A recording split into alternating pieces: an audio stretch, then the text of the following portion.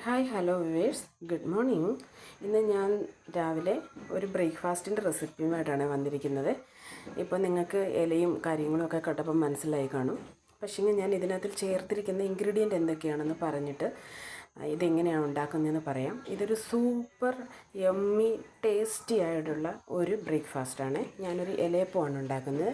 അപ്പോൾ വാഴയില ഞാൻ വാട്ടി വെച്ചേക്കുവാണ്. വാട്ടിയ വാഴയിലക്കകത്തിലാണ് നമ്മൾ ഇതുണ്ടാക്കുന്നത്. അപ്പോൾ എന്നിട്ട് നമുക്ക് പെട്ടെന്ന് നമുക്ക് ഇലയപ്പം വെന്ത് കിട്ടും. രണ്ടാമത് ഞാൻ അതിനകത്തിൽ ഫില്ലിങ്ങാണ്. ആ ഫില്ലിങ്ങിനകത്തിലുണ്ടായി എടുത്തിരിക്കുന്ന ഇൻഗ്രീഡിയൻ്റ് എന്ന് പറയുന്നത് ശർക്കര ഉരുക്കി അതിനകത്തിലേക്ക് ഒരു ബനാന, ഒരു ഏത്തപ്പഴം അതിൽ കുഞ്ഞായിട്ട് നുറുക്കിയിട്ടിട്ട് അത് വെന്ത് കഴിയുമ്പം അതിനകത്തിലേക്ക് കുറച്ച് തേങ്ങാപ്പീര ഇട്ടു. അത് കഴിഞ്ഞിട്ട് കുറച്ച് നെയ്യ് ഇട്ടു. ഏലക്ക ഞാൻ യൂസ് ചെയ്തിട്ടില്ല. ഏലക്ക ഇഷ്ടമുണ്ടെന്നുണ്ടെങ്കിൽ നിങ്ങൾക്ക് തീർച്ചയായിട്ടും അതിനകത്ത് ഏലക്ക ഉപയോഗിക്കാവുന്നതാണ്. എന്നിട്ട് അത് ഞാൻ ഒത്തിരി ഹാർഡായിട്ട് ഞാനത് എടുത്തിട്ടില്ല. കുറച്ച് ജ്യൂസി ആയിട്ടാണ് ഞാനിതെടുത്തിരിക്കുന്നത്. അതാണ് ഫില്ലിങ്. പിന്നെ നമ്മുടെ മെയിൻ ഇൻഗ്രീഡിയൻ്റ് ആയിരിക്കുന്നത് ഇതിനകത്തിൽ ഗോതമ്പ് പൊടിയും പിന്നെ നമ്മുടെ റാഗിപ്പൊടിയും ഉപ്പും മാത്രമാണ് ചേർത്തേക്കുന്നത്. അപ്പം നല്ല ടേസ്റ്റിയാണ്, നല്ല സോഫ്റ്റാണ്, ഹെൽത്തിയാണ്. അപ്പം ഇതിനകത്തിൽ മോക്കാപ്പാപ്പം തരാം.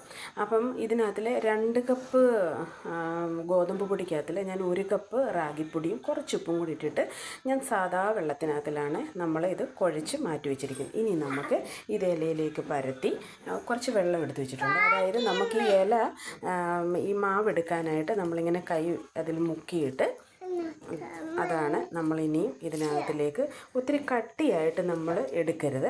മുളയില കീറാതെ മാറി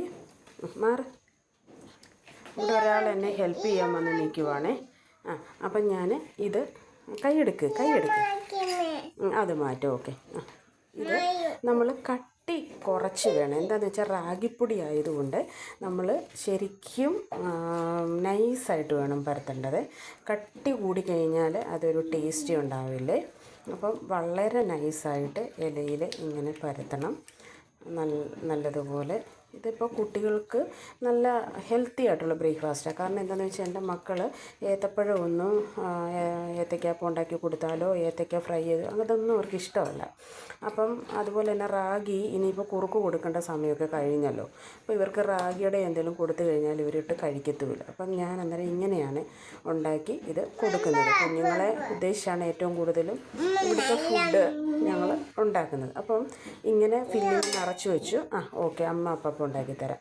ഇങ്ങനെ അടച്ചു വെച്ച് നമ്മൾ ഇവിടെ പാത്രം റെഡിയാണ്. ഇതിലേക്ക് വെച്ചിട്ട് നമ്മളിത് ആവിയെടുത്ത് പുഴുങ്ങി നമ്മൾ കഴിക്കും. Okay, thank you.